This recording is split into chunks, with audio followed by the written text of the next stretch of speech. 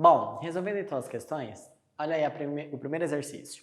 O primeiro exercício dizia o seguinte: o uso de embalagens plásticas descartáveis vem crescendo em todo o mundo, juntamente com o problema ambiental gerado por seu descarte inapropriado.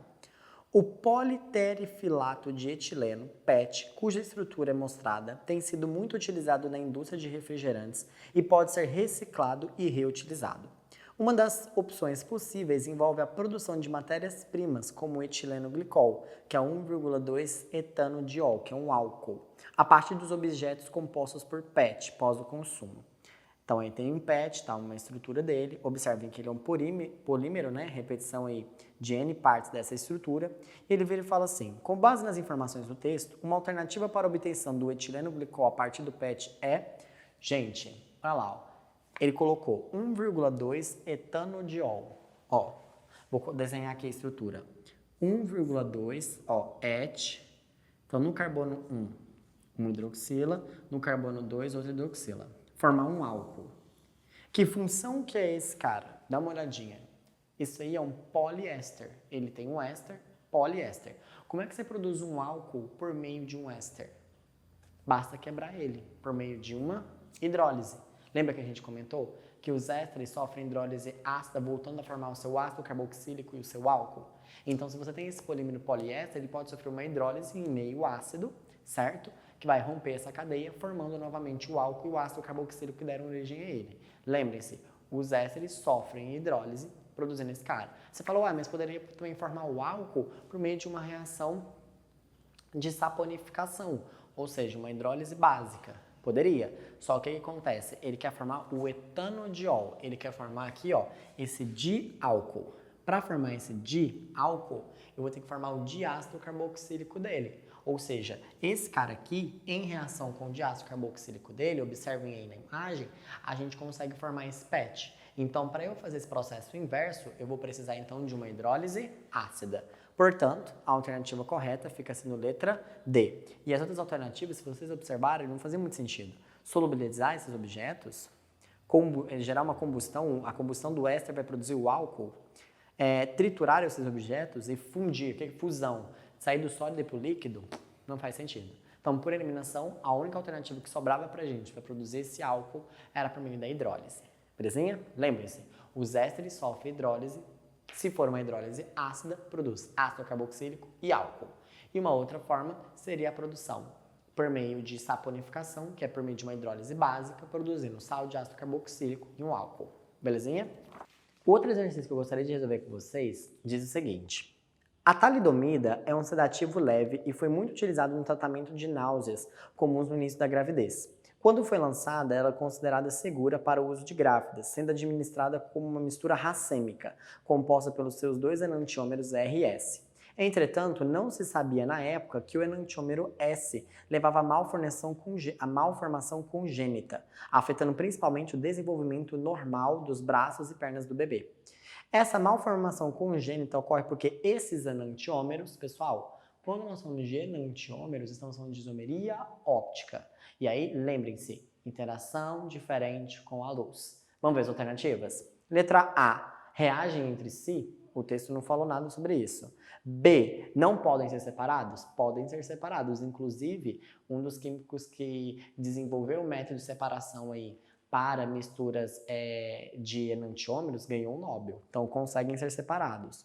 C, não estão presentes em partes iguais. Se ele falou que uma mistura racêmica quer dizer que eles estavam em partes iguais. Então, falso.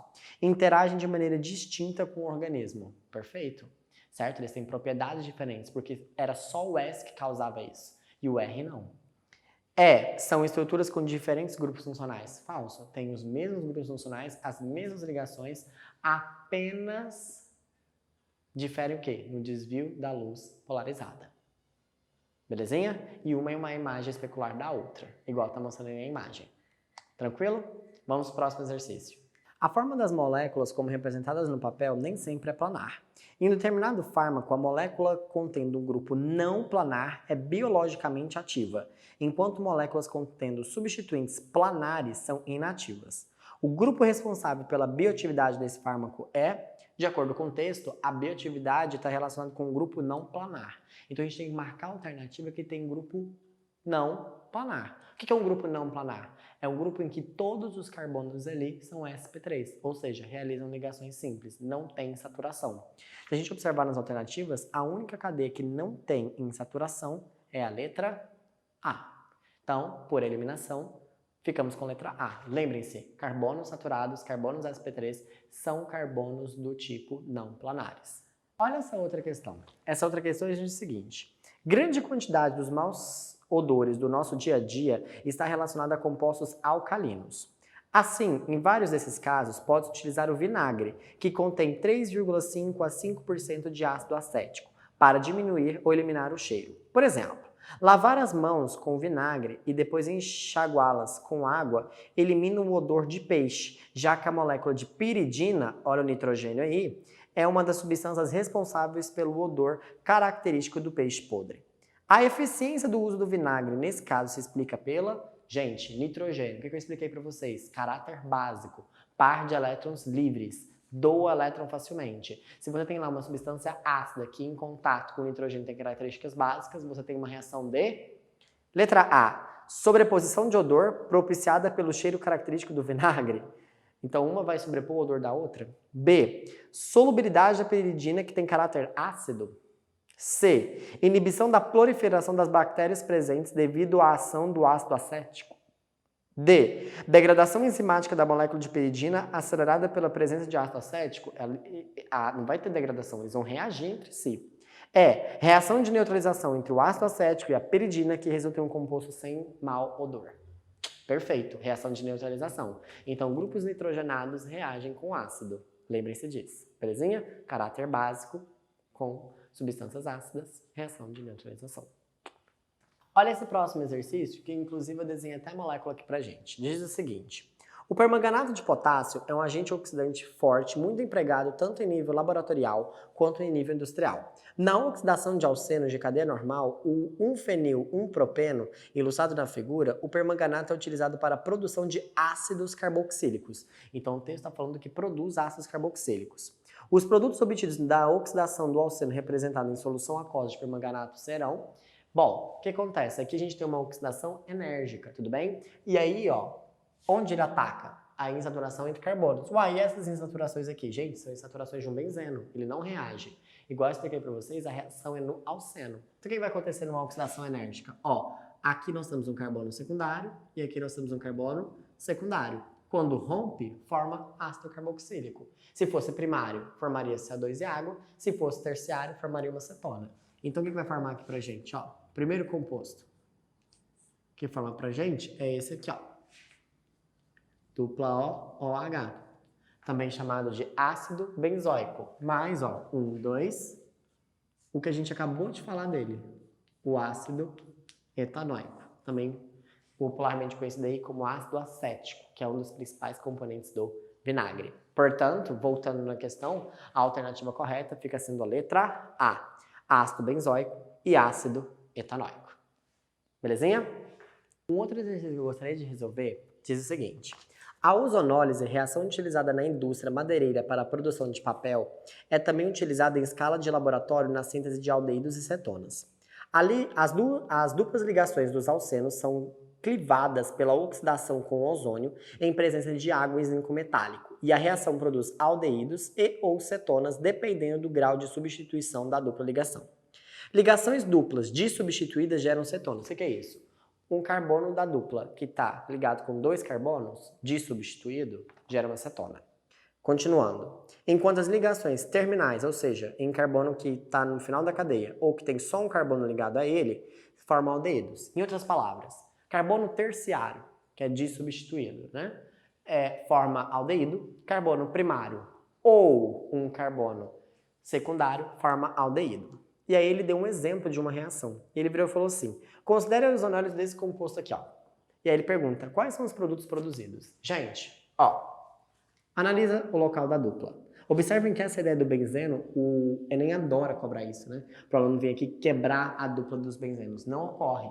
É sempre nas insaturações. Então presta atenção, nas insaturações dos alcenos, tudo bem? Aqui não quebra porque tem uma estabilidade devido à ressonância desse processo. Então vamos lá. O que acontece? Ó, Antes da quebra, esse cara aqui não era um carbono terciário, ou seja, dissubstituído, ó, tem 2 carbonos ligados a ele aqui. Então, o que ele vai formar pra gente? Uma cetona. 1, 2, 3. No lugar da dupla, a gente põe o oxigênio. Então, ó, propanona, formou uma cetona. E esse cara aqui, ó, é um carbono secundário, certo? Quando tiver a quebra, vai formar um aldeído. Então, mais o benzeno, ó, o aldeído. Então, formou pra gente propanona e o benzaldeído. Se a gente botar nas alternativas, seria a alternativa A, benzaldeído e propanona. Belezinha? Por fim, porém não menos importante, vamos resolver uma questão sobre identificação de funções. Olha aí a questão. A questão dizia o seguinte: uma forma de organização de um sistema biológico é a presença de sinais diversos utilizados pelos indivíduos para se comunicarem. No caso das abelhas da espécie Apis mellifera, os sinais utilizados podem ser feromônios. Para sair e voltarem de suas colmeias, usam um feromônio que indica a trilha percorrida por elas, composto A. Quando pressente o perigo, expele um feromônio do alarme B, que é o composto B, que serve de sinal para um combate coletivo. O que diferencia cada um desses sinais utilizados pelas abelhas são as estruturas e as funções orgânicas dos feromônios. Aí ele virou e falou assim: as funções orgânicas que caracterizam os feromônios da trilha e de alarme são, respectivamente. Então, olha lá no composto A. Você tem uma hidroxila, olha lá, hidroxila ligada a um carbono saturado. O que é isso? Boa, álcool. E no composto B, você tem lá, ó, COO entre carbonos. Aí, João Vitor, o que é isso? Um COO entre carbono, gente, nada mais, nada menos do que, ó, é um C dupla O. Ó, que função que é essa? É um éster. Então, de acordo com as alternativas, a alternativa correta fica sendo letra A, álcool e éster. Belezinha?